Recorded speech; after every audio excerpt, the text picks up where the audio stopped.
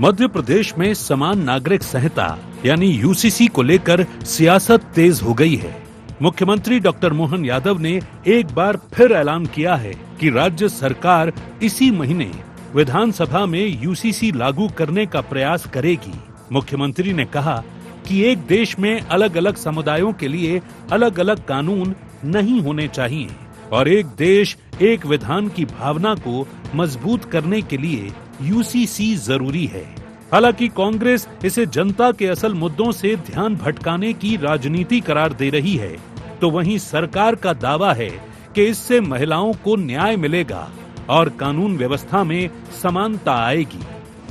मध्य प्रदेश में यूसीसी पर तेज हुई सियासत। इसी महीने यूसीसी लाने का सीएम का ऐलान। एक देश एक विधान पर सरकार का जोर। महिलाओं के अधिकार और समान कानून का दावा। बीजेपी बता रही ऐतिहासिक कदम। हिंदू का कानून अलग, मुसलमान का कानून अलग क्यों होना चाहिए? हमारी मुस्लिम बहनाएं भी हमारी बहन है। किसी भी बहन का अगर कोई कारण से केवल छोटा शब्द बोल दो और वो छोड़ छुट्टी हो जाए, ये नहीं चलेगा। इसलिए बहनों के आत्मसम्मान के लिए जब एक देश एक विधान एक प्रधान, तो ये हमारे प्रदेश में भी एक कानून होना चाहिए कि नहीं होना चाहिए? कांग्रेस कुछ भी करे, इसी महीने कोशिश करेंगे विधानसभा में एक समान कानून मध्य प्रदेश में लग के रहेगा। मध्य प्रदेश में उधर कांग्रेस यूसीसी को लेकर बीजेपी पर हमलावर है। कांग्रेस प्रदेश अध्यक्ष जीतू पटवारी ने कहा कि यूसीसी राज्य का नहीं बल्कि केंद्र का विषय है। उन्होंने आरोप लगाया कि सरकार महंगाई, बेरोजगारी और गिरती अर्थव्यवस्था जैसे मुद्दों से जनता का ध्यान हटाने के लिए यूसीसी का मुद्दा उछाल रही है। कांग्रेस का ये भी कहना है कि सरकार को लोगों की आय बढ़ाने और आर्थिक चुनौतियों पर ध्यान देना चाहिए, न कि राजनीतिक एजेंडा चलाना चाहिए। यूसीसी को लेकर केंद्र का जुडिक्शन है। अखंड भारत की बात करने वाले को जो फंडामेंटल एक नागरिक का एक जैसा अधिकार का जब बात आती है तो राष्ट्रीय स्तर पर आती है, प्रादेशिक स्तर पर नहीं आती। एजेंडा है, मूर्ख बनाना है, उसके लिए यूसीसी लाना है। यूसीसी लाना है तो एजुकेशन में लेके आओ, सबकी एक जैसी शिक्षा हो, हम समर्थन करेंगे। 1.5 करोड़ से 1.25 करोड़ आदिवासी निवासरत है, उनके अपने संस्कार है, उनकी अपनी संस्कृति, उनके आचार है, विचार है। उन अधिकारों को कैसे इसमें एक्सेप्ट करेंगे? लड़ाई है। बहरहाल मध्य प्रदेश में यूसीसी को लेकर सियासी बहस अब और तेज होती दिखाई दे रही है। एक ओर बीजेपी इसे समान अधिकार, महिलाओं के सम्मान की दिशा में ऐतिहासिक कदम बता रही है, तो वहीं कांग्रेस इसे जनता के असली मुद्दों से ध्यान भटकाने वाला राजनीतिक एजेंडा करार दे रही है। ऐसे में अब देखने वाली बात ये होगी कि सरकार अपने दावे को कितनी जल्दी अमली जामा पहना पाती है। Bureau report IND 24।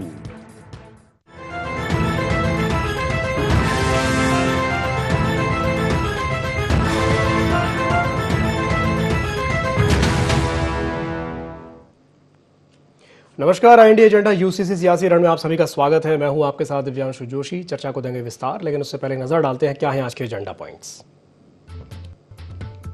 MP में यूसीसी लागू करने के क्या है मायने? क्या यूसीसी महिलाओं को अधिक कानूनी सुरक्षा देगा?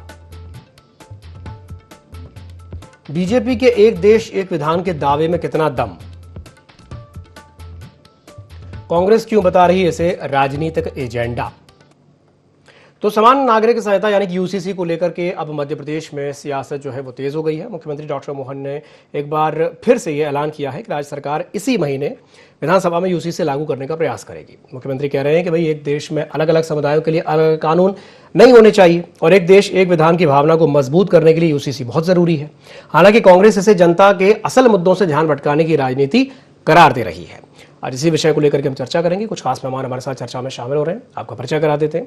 हमारे साथ चर्चा में जुड़ रहे हैं मोहित गर्ग, मीडिया पैनलिस्ट है, मध्य प्रदेश भारतीय जनता पार्टी के। मोहित जी, स्वागत है आपका IND 24 में। और हमारे साथ जुड़ रहे हैं रंजन श्रीवास्तव जी, वरिष्ठ पत्रकार हैं। सर, आपका भी बहुत बहुत स्वागत है IND 24 में। साथ ही साथ हमारे साथ अमित शर्मा जी भी जुड़ेंगे, महासचिव हैं मध्य प्रदेश कांग्रेस के। चलिए शुरुआत मैं रंजन जी आपसे कर लेता हूं। रंजन जी, यूसीसी को लागू करने के पीछे जो ये जल्दबाजी दिख रही है, जैसा कि कांग्रेस कह रही है कि भाई इतनी भी क्या जल्दी है, कि इतनी जल्दी लागू करने की जरूरत क्यों पड़ रही है, कैसे देखते हैं आप इसे, क्या कहेंगे सर? नहीं, देखिए, अगर याद हो हम लोग को तो बीजेपी का जो 3 प्रमुख मुद्दे रहे हैं राष्ट्रीय स्तर पर, उस पर एक मुद्दा ये भी है, राम मंदिर, आर्टिकल 3 यूनिफॉर्म सिविल कोड। तो राम मंदिर बन गया, 370 भी हो गया। तो ये ऐसा मुद्दा है जो बीजेपी के एजेंडे में बहुत सालों से मौजूद है, उसको पूरा करना चाहती है। अब जो लॉज हैं, जो पर्सनल लॉ है, उसको जो ये मुद्दा आज का नहीं है, जब संविधान सभा बैठी थी तब भी मुद्दा हुआ था, डिस्कशन हुआ था, और फिर 5-4 से हुआ कि चूंकि डायरेक्टिव में इसको रखा जाए, जो भी सेकेंडली संविधान का जो आर्टिकल 25 है वो हर व्यक्ति को अपना धर्म प्रैक्टिस करने की इजाजत देता है, फ्रीडम देता है जी। तो बात यह है कि अगर हम किसी को फ्रीडम दे रहे हैं, संविधान खुद फ्रीडम दे रहा है रिलीजन को प्रैक्टिस करने का, तो उस रिलीजन में अगर मुस्लिम को देखा है तो पर्सनल लॉ भी आता है, क्रिश्चियंस भी है, सिख भी है, ईसाई भी है। तो यूनिफॉर्म सिविल कोड अगर लाते हैं तो उनके जो राइट्स हैं उसको कैसे हम प्रोटेक्ट करेंगे। तो डिबेट सालों साल से चली आ रही है। अब बीजेपी इस दिशा में आगे बढ़ रही है, चूंकि बहुत से राज्यों में उसकी सरकारें हैं। उत्तराखंड पहला राज्य बन गया जहां पे यूसीसी लागू हो गई है। मध्य प्रदेश में तैयार ड्राफ्ट है, हमारे ख्याल से मानसून सेशन में आ जाएगा। गुजरात में काम चल रहा है, असम में भी काम चल रहा है। तो कुल मिला के भाजपा जो तीसरा उसका एजेंडा था, तीसरा जो पॉइंट एजेंडा का था, उसको पूरा करने की दिशा में आगे बढ़ रही है। उसके लिए ये बहुत ही अनुकूल समय है, क्योंकि बहुत राज्यों में उसकी सरकारें हैं और केंद्र में उसकी सरकार है। ठीक ठीक ठीक। चलिए मोहित जी, जो बात कांग्रेस कह रही है कि भाई ये असल मुद्दों से आप ध्यान भटकाने की कोशिश कर रहे हैं, बार बार यूसीसी बोल बोल कर और उसको हवा दे करके, क्या कहेंगे इस पर? देखिए, ये जैसा रंजन जी भी बता रहे थे, भारतीय जनता पार्टी के मैनिफेस्टो में ये शामिल था कि जब हमारी सरकार बनेगी तो हम यूसीसी लाएंगे।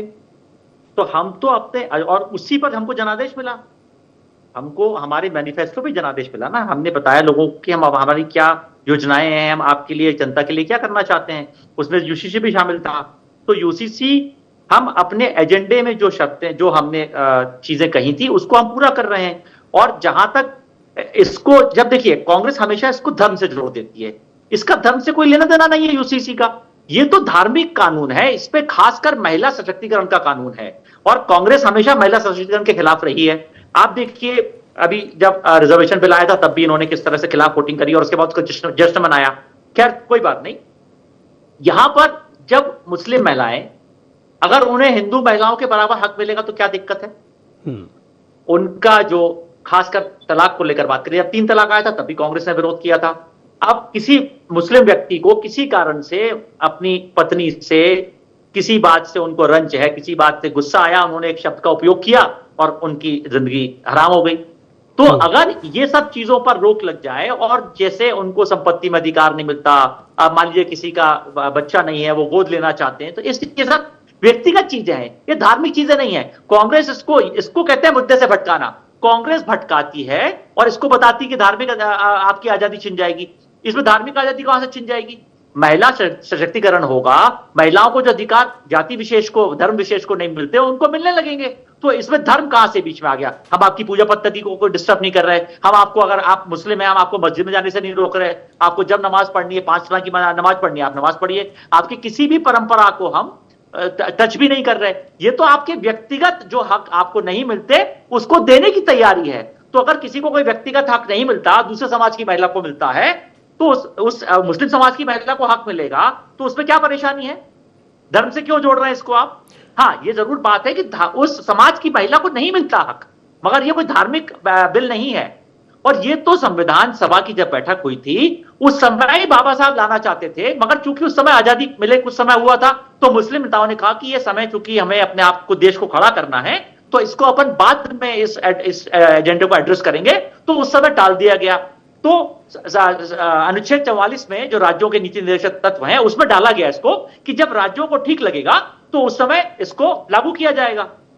ठीक ठीक ठीक। तो अब अगर जब अब स्थिति सामान्य है, अब अगर उसको लागू कर रहे हैं तो कांग्रेस को क्या परेशानी है? नहीं, वो तो ये कह रहे हैं ना कि भाई जो पर्सनल लॉ है, मुस्लिम पर्सनल लॉ है, क्या ये जो यूसीसी है ये उससे क्लैश नहीं करेगा? क्या ये उसके प्रावधानों से नहीं टकराएगा? क्या उससे उस पर असर नहीं पड़ेगा? वो ये कह रहे हैं। नहीं, डेफिनेटली मुस्लिम पर्सनल लॉ बोर्ड तो फिर मुस्लिम पर्सनल लॉ जो है जब यूसीसी बन जाएगा तो वो तो हिंदू लॉ और मुस्लिम लॉ अलग खत्म हो जाएगा, वो तो यूनिफॉर्म हो जाएगा, uniform civil code. That means कि सब समाजों के वर्गों के लिए एक सामान्य कानून होगा, मुस्लिमों के लिए अलग। वही तो है, जो अभी स्थिति है वो बदल जाएगी, सबके लिए सामान्य होगी, सब एक ही प्लेटफॉर्म पे खड़े होंगे। ठीक ठीक ठीक।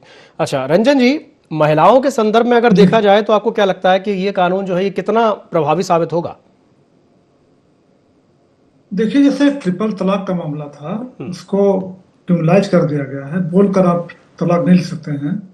तो जो लोग इसको लागू करना चाहते हैं, भाजपा सरकार है, उनका मानना है कि अभी जो पर्सनल लॉ है ये भाजपा सरकार का मत है, जहां जहां भी लागू हो रहा है कि जो पर्सनल लॉज है उसमें महिलाओं को, देखिए 4 चीज पे पूरा बेस है यूसीसी: शादी, तलाक, इनहेरिटेंस, एडॉप्शन, मतलब भरण पोषण, एडॉप्शन, 4 चीजों में, चारों चीज सिविल है।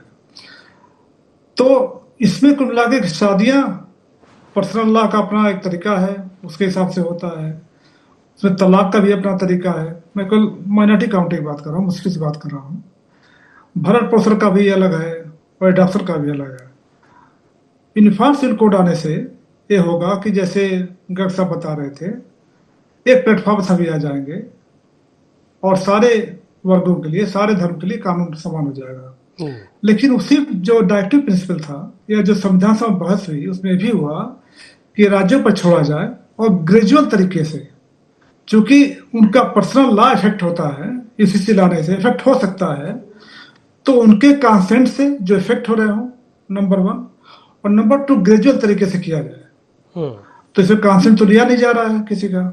और आज भी अगर मुस्लिम समुदाय से आप पूछेंगे तो तैयार नहीं होंगे। तो डिबेटेबल इशू है कि कैसे उनको इफेक्ट कर रहा है और भाजपा का क्या मत है कि कैसे उनको इफेक्ट नहीं कर रहा है, कैसे महिलाओं के लिए एक समान चीज लेके आ रहा है। तो जाहिर है अगर कानून एक हो जाएगा तो चाहे विवाह का मामला हो, पॉलीगैमी को मतलब बहुत विवाह नहीं हो पाएगा, तलाक का एक तरीका होगा, प्रोसेस होगा, भरण पोषण का प्रोसेस होगा, महिलाओं को जाहिर अधिकार बढ़ जाएंगे, मिल जाएगा, और एडॉप्शन का भी तरीका होगा। तो दोनों के अपने अपने मत है। लेकिन अभी तक चूंकि उत्तराखंड में साल भर हो गया, उत्तराखंड ने भी अपना यूसीसी दिवस भी मनाया था, 27 जनवरी को शायद मनाया था, तो अभी तो कोई मेजर कंट्रोवर्सी सामने नहीं आई है। लेकिन ये भी एक सेंट्रल में बीजेपी गवर्नमेंट, स्टेट में भी होता है, इसलिए भी सामने नहीं आया मामला। लेकिन अभी भी वैसा बड़ा कोई विवाद इसको लेकर सामने नहीं आया है। अब देखिए और जो स्टेट लागू करने वाले हैं उसके बाद किस तरह की बातें सामने आती है। लेकिन ये फैक्ट है कि कंसेंट नहीं लिया गया है मुस्लिम कम्युनिटी से, कोई चीज अभी दिख नहीं रही है। मोहित जी, जो बात रंजन जी कह रहे हैं कि भाई कंसेंट नहीं लिया गया है, तो क्या पर्याप्त संवाद किया है सरकार ने अलग अलग समुदायों से? क्या पर्याप्त तरीका मतलब डिस्कशन हुआ है इन चीज़ों को लेकर के? क्योंकि देखिए वो अक्सर सीधे सीधे फिर यही बात आती है, वो ये कहते हैं कि भाई ये शरीयत में दखल बर्दाश्त नहीं करेंगे, ये शरीयत में दखल वाली बात हो जाती है कि भाई आप हमारे कानून में दखल कर रहे हो, हमारा कानून हमें इजाज़त देता है 4 बीवियां रखने का, अब आप कह रहे हो कि नहीं आप 4 नहीं रख सकते, आप तो एक ही कर सकते जैसे हिंदू करते हैं। तो क्या कहेंगे इस पर मोहित जी? देखिए, जो आपको सुविधाजनक लगे वो कानून आप अडॉप्ट कर लीजिए। जितनी केंद्र शासन और राज्य शासन की नीतियां हैं उसमें अगर कहीं कोई पैसे को लेकर कोई, जैसे मान लीजिए लाडली लक्ष्मी योजना है, लाडली बहना योजना है, लाडली लक्ष्मी योजना में लक्ष्मी शब्द का इस्तेमाल होता है। लक्ष्मी जी आप भी जानते हैं हिंदुओं की देवी हैं जी, वहां पर तो नहीं दिक्कत होती है। तो ये कौन सी बात हुई? शरीयत से चलेगा क्या कानून? देश शरीयत क्यों लागू होगा? शरीयत क्यों लागू होगा? शरीयत से कानून चले, देश संविधान से चलेगा। अच्छा, जो यूसीसी है क्या भारतीय जनता पार्टी का कानून है? यूसीसी जो है, जो आ रहा है, जो और राज्यों में चल रहा है, जो उसके प्रावधान है, वो तो देश के संविधान के अंतर्गत ही आएगा ना। और मान लीजिए कोई प्रावधान ऐसा लगता है जिस पर कोई आपत्ति आती है, या जैसा रंजन जी बता रहे थे कि उत्तराखंड में इतने समय से चल रहा है, अभी तक कोई परेशानी नहीं है, मान लीजिए कोई छोटी मोटी दिक्कत आती है तो उसका संशोधन का प्रावधान है। जिस तरह से संविधान में संशोधन होता है और नियमों में संशोधन होता है, इसमें भी हो सकता है। तो अभी संविधान, अभी यूसीसी आया नहीं है, आप हल्ला मचा रहे हैं और आप उसको हल्ला मचाने के लिए उसको आप धर्म से जोड़ देते हैं, क्योंकि कांग्रेस को पता है कि धर्म से जोड़ेंगे तो इस पर विवाद होगा। तो ये नहीं बता रही कांग्रेस की ये धर्म का नहीं, ये व्यक्तिगत हितों को लेकर व्यक्तिगत सशक्तिकरण का कानून है, और खासकर महिलाओं के लिए कानून है। चलिए, आपकी बात पर मैं प्रतिक्रिया ले लेता हूं। हमारे साथ अमित जी भी शामिल हो गए हैं। अमित जी, स्वागत है आपका ID24 में। मैं चाहूंगा कि आप अपनी प्रतिक्रिया दें मोहित जी की बात पर। देखिए, मोहित जी भारतीय जनता पार्टी के मेरे पैनलिस्ट हैं। जब संविधान की बात करते हैं, कानून की बात करते हैं, कानून के अमेंडमेंट करने की बात करते हैं, तो मुझे अब 2014 के बाद हंसी आने लगी कि किस कानून की बात कर रहे हैं हम। क्या हम मुसलमान समुदाय जो है, मुस्लिम समुदाय के मामले में हम किसी भी हस्तक्षेप की, किसी भी चीज की बात करते हैं तो हम संविधान की बात करते हैं, लेकिन जब हम संविधान में छेड़छाड़ कर कर दूसरे अमेंडमेंट करते हैं, हाल ही में सनातन और हिंदू धर्म की बात आ रही है, कहां गया वो ट्रस्ट? क्या आरएसएस संविधान से चलता है? कौन से अनुच्छेद में है? कौन से संविधान में रजिस्ट्रेशन है? जरा मुझे बताइए आप। क्या ये देश के नागरिक होने के नाते क्या मेरा पूछने का अधिकार नहीं है? 2014 के बाद अगर इस बात को जिसने पूछा उसको जेल की हवा खानी पड़ी है? कौन से संविधान थे? क्या सीबीआई, ईडी, तमाम ये क्या संविधान के तहत चल रहे हैं? वॉशिंग मशीन के तहत चल रहे हैं। भारतीय जनता पार्टी की जिस तरीके से मशीन चल रही है, महाराष्ट्र में जिन्होंने घपला गोपाला करा, वो भारतीय जनता पार्टी ज्वाइन करी, वो साफ सुथरे कपड़े हो गए, वो संविधान के अनुरूप हो गए। आपके खिलाफ जो चल रहा है वो राष्ट्रद्रोह, मोदी जी के खिलाफ किसी ने बोल दिया तो वो देशद्रोही हो गया। आपके पार्टी के खिलाफ किसी ने बोल दिया तो वो राष्ट्रद्रोही हो गया। तो आपको पहले तय करना पड़ेगा कि हम इस देश में 2 कानून बन चुके हैं, हम किस संविधान की बात कर रहे हैं। क्या वो संविधान जो बाबा साहब अंबेडकर ने बनाया था, उसमें वो संविधान जो उन अनुच्छेदों की संख्या का विवरण किया गया था, या 2014 के बाद भारतीय जनता पार्टी की सरकार जो संविधान का पालन करा रही है? कौन से संविधान की बात कर रहे हैं? हमें किसी तरह की बात नहीं है। आपने कहा कि 370 होगी, आपको लगा कि पूरे देश में आग लग जाएगी, मुसलमानों पर बात होगी, कांग्रेस को मुस्लिम समुदाय का व्यक्ति घोषित कर देंगे, लेकिन आपको हताशा हुई। आप देखिए कि लगातार जिस तरीके से आपने पालन करा है, कहीं ना कहीं उन सारी बातों का खिलवाड़ करा, राजनीतिक चश्मे से उसको देखने का काम करा। भगवान राम को नहीं छोड़ा आपने, उज्जैन के महाकाल मंदिर को नहीं छोड़ा, जिस सनातन और हिंदू धर्म की आप आड़ में राजनीति करते आए, भगवान राम को हमेशा लगाते आए। हाल ही में आपके अध्यक्ष जो हैं गए थे, वो आगे हनुमान जी को नचा रहे हैं। अगर कोई और होता, अगर कांग्रेस के रथ के आगे कोई नाच रहा होता या किसी और के पार्टी के आगे अगर इस तरह से, तो अत्याचार हो जाता, सनातन और हिंदू धर्म की बदनामी हो जाती। लेकिन वो इसलिए नहीं हुई क्योंकि वो भारतीय जनता पार्टी का रथ था, इसलिए नहीं हुई क्योंकि वो भारतीय जनता पार्टी की रैली थी। आखिरी सवाल, जिस अनुच्छेद और संविधान की बात होती है तो डिबेट कराइए, क्यों आप चुपचाप संशोधन लाने की बात कर रहे हैं? आपने अभी संशोधन की बात करी, महिलाओं के अधिकार की बात करी, आपकी 16-17 राज्यों में सरकारें आप लेके आइए, प्रस्ताव पास कराइए। आपने महिलाओं के साथ जिस प्रस्ताव को पास है महिला आरक्षण का बिल का, उसमें भी खिलवाड़ करने का काम किया, उसने भी राजनीति करने का काम किया। मैं समझ रहा हूं कि संविधान की बातें आपके चेहरे और मुंह से 2014 के बाद भारत की जनता भी जान चुकी है और संविधान के संरक्षक और कानून के विधाता भी इस बात को समझ गए। अच्छा अमित जी, मुझे एक बात बताइए, जैसे बीजेपी जो कह रही है जो कानून है यूसीसी महिलाओं को समानता का अधिकार देता है, अगर समानता का अधिकार देता है तो फिर कांग्रेस को दिक्कत क्या है? तो फिर कांग्रेस का विरोध क्यों? सबसे पहले तो भारतीय जनता पार्टी का एक नैरेटिव सेट है कि अगर मुस्लिम समुदाय की बात करी तो कांग्रेस के पेट में दर्द होता है। मुस्लिम लीग के साथ ये अपनी सत्ता साझा करेंगे भारतीय जनता पार्टी तो वो राष्ट्र हित में है। महबूबा मुफ्ती के साथ जम्मू कश्मीर में सरकार बनाएंगे तो वो राष्ट्र हित में है। अगर फारूक अब्दुल्ला के साथ कांग्रेस ने सरकार बना ली तो वो राष्ट्रद्रोही में है। ये जो चश्मे हैं, ये जो इन बातों की डिबेट है, जो कहीं ना कहीं संविधान की मूल धारणा, मूल संरचना और मौलिक अधिकार आम आदमी से हटकर ये सिर्फ पाकिस्तान और राष्ट्रवाद के नाम पर देशद्रोह, इनका राष्ट्रवाद से क्या लेना देना? एक आदमी आरएसएस का बता दें जो स्वतंत्रता संग्राम सेनानियों में खड़ा हो, बताइए कोई नाम। और दूसरा एक व्यक्ति बता दें कि जिनका खुद का आरएसएस का संगठन अगर कोई संविधान के अनुरूप चल रहा हो भारतवर्ष के अंदर। अमित जी आपने मेरे सवाल का जवाब नहीं दिया। मैंने पूछा कि यूसीसी से क्या दिक्कत है? कोई दिक्कत नहीं है, आप कानून लाइए ना, चर्चा कराइए। दिक्कत तो भारतीय जनता पार्टी को कानून लाने से पहले चर्चा नहीं करानी, लोगों को जागरूक करिए, लोगों के बारे में बताइए कि यूजीसी में क्या किस तरह का प्रावधान होने वाला है, क्यों लोग उसमें करेंगे। ठीक है भाई, लोगों ने कहा कि जब राम मंदिर का फैसला आएगा देश में आग लग जाएगी, पत्ता नहीं हिला। आग तो अभी लग गई जब राम मंदिर के आड़ में आपने राजनीति कर चंदा चोरी कर ली। ठीक है मोहित जी जवाब दीजिए। आग लगी है। ठीक है मोहित जी जवाब दीजिए। चर्चा कराइए तो चर्चा क्या चौराहे पर होगी या टीवी डिबेट में होगी? चर्चा विधानसभा में होगी। मुख्यमंत्री जी ने कहा हम यूसीसी का जो फॉर्मेट है जो है वो उसको हम टेबल करेंगे, उस पर चर्चा होगी, चर्चा के बाद वो पास होगा, पारित होगा तो कानून बनेगा। तो चर्चा तो विधानसभा, लोकसभा, राज्यसभा में ही होती है ना। चर्चा डिबेट, ये रेफरेंडम तो है नहीं हिंदुस्तान में कि आप हर चौराहे पे जाके लोगों से फॉर्म भरवा के रेफरेंडम कराएंगे। तो चर्चा के लिए ही तो विधानसभा में टेबल होगा ना। जब विधानसभा में चर्चा होगी तो आपके यहाँ से उमंग सिंगार जी जो कि नेता प्रतिपक्ष है, बाकी विधायकगण भी उस पर अपना मत रखेंगे, भाजपा की तरफ से सब लोग अपना मत रखेंगे, उस पर विचार विमर्श होगा, उसके बाद उसको पारित होने पर वो कानून बनेगा। और पारित नहीं होगा तो उसमें जो संशोधन की आवश्यकता होगी उसके बाद फिर लाया जाएगा।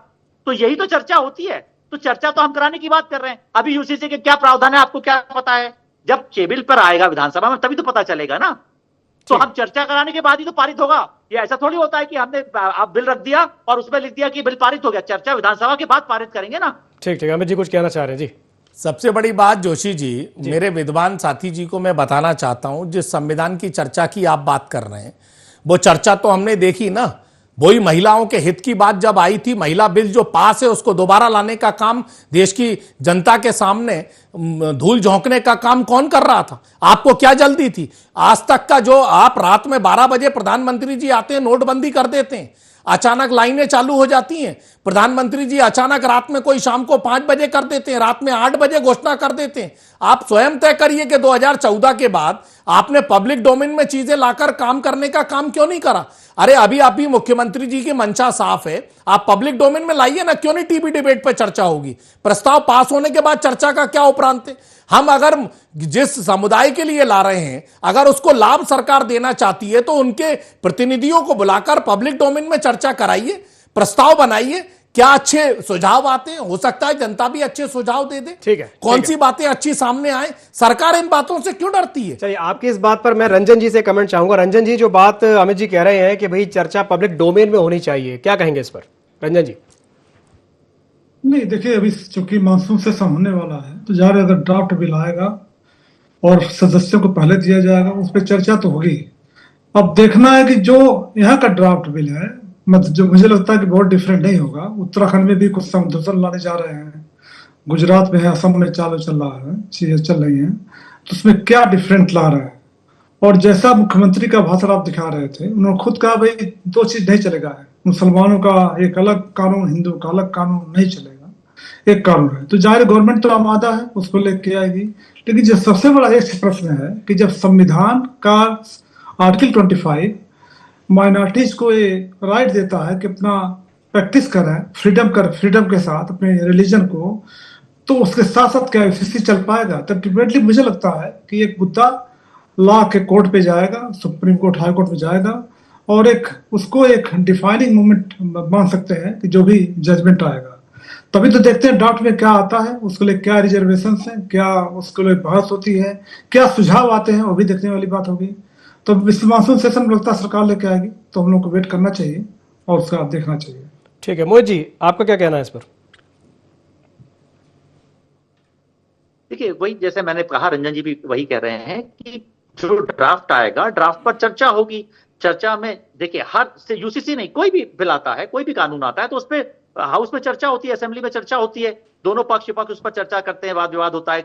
कुछ चीजें ऐसी होती हैं जिनको हटाने की आवश्यकता होती है, कुछ चीजें वाद विवाद में चर्चा में निकल कर आती है, उनको जोड़ने की आवश्यकता होती है। तो इसलिए यही तो सार्थक चर्चा होती है। इसलिए तो संविधान ने लोकसभा, राज्यसभा और असेंबली बनाई है, क्योंकि जनता के चौराहे पर जाकर तो चर्चा हो नहीं सकती। तो इसलिए जनता के प्रतिनिधि जो चुने जाते हैं वो चर्चा करते हैं। तो वही चर्चा के लिए असेंबली में जब बिल आएगा उस पर चर्चा होगी, उसके बाद जो निकल कर आएगा आपके हमारे सामने होगा। ठीक जी। अमित जी क्या कहेंगे मोहित जी की बात पर? देखिए, जो प्रतिनिधि चुने जाते हैं उन कई प्रतिनिधियों की तो सदन में बोलने की इजाजत नहीं होती। अभी भी मैं गर्ग साहब को बता दूं कि 1256 प्रश्न इन्हीं जनप्रतिनिधियों के ऐसे हैं कि जो आपकी मध्य प्रदेश की सरकार ने जवाब ही नहीं दिए। हाल ही में उमंग सिंगार जी ने एक पत्र लिखा था नेता प्रतिपक्ष जी ने कि कई विधायकों के प्रश्न थे जिसकी सरकार जवाब नहीं दे पा रही। तो जब बिल आ जाएगा, जब उन प्रतिनिधियों की जन समस्याओं को लेकर आपके ही विधायक एक आईजी के पैर पड़ रहे थे कि मुझे माफ करिए, वो अपने समस्या रो रहे थे। एक विधायक आपके कलेक्टर के घर पर, आपका भारतीय जनता पार्टी का विधायक उसके दरवाजे पर बैठा था। एक आपके अभी हाल ही में उज्जैन के मुख्यमंत्री यहां से आते हैं, एक विधायक जी जो हैं मुख्यमंत्री के जमीन घोटाले और उनकी बातों को सार्वजनिक उजागर कर रहे थे। तो ये तो प्रमाण सामने ही है ना। तो चर्चा की क्या, जनप्रतिनिधियों को तो किस तरीके से सत्ता के बहुमत के आधार पर कुचला जा रहा है नीचे की मांगों को लेकर, यह तो देश देख रहा है, प्रदेश देख रहा है। मुख्यमंत्री जी ने क्यों नहीं जवाब दिया जमीनों के मामले में? इतने बड़े आरोप लग गए, 1 महीना होने को आ रहा है आज क्यों नहीं मुख्यमंत्री जी जवाब दे रहे? अपनी पत्नी के मामले में, अपने बच्चे के मामले में, अपने ऊपर लगे दाग के मामले में साफ सुथरा है तो जमीन जवाब देना मुख्यमंत्री जी। ठीक है, जनता इंतजार कर रही है। मुख्यमंत्री जी तो नहीं है जवाब देने के लिए। मोहित जी बैठे, छोटी सी टिप्पणी चाहूंगा जी। मोहित जी, फिर उसके बाद चर्चा को समाप्त करेंगे जी, अगर आप कुछ कहना चाहें तो। देखिए, अमित जी जो कह रहे हैं, जवाब तुरंत दिया गया था, सेम डे, थोड़ा रात के करीब 11-12 बजे के आसपास प्रदेश अध्यक्ष महोदय ने भी दिया, मंत्रीगणों ने भी दिया। जो इंडियन एक्सप्रेस ने जो बताया वो सब चीजें एफिडेविट में ऑलरेडी दी जा चुकी हैं। ठीक है, एफिडेविट जो इलेक्शन कमीशन के टाइम एफिडेविट दिया गया था उसमें कहीं आधा एकड़ कम हुई है, बड़ी है कहीं, तो ये सब चीजें पब्लिक डोमेन में हैं। अरे आप जो इलेक्शन कमीशन का एफिडेविट है वो पर्सनल नहीं अगर होता। गलत था तो आप, सब चीजें दी जा चुकी है, इसका जवाब दिया जा चुका है। गलत था तो आप केस क्यों नहीं कर रहे इंडियन एक्सप्रेस पर?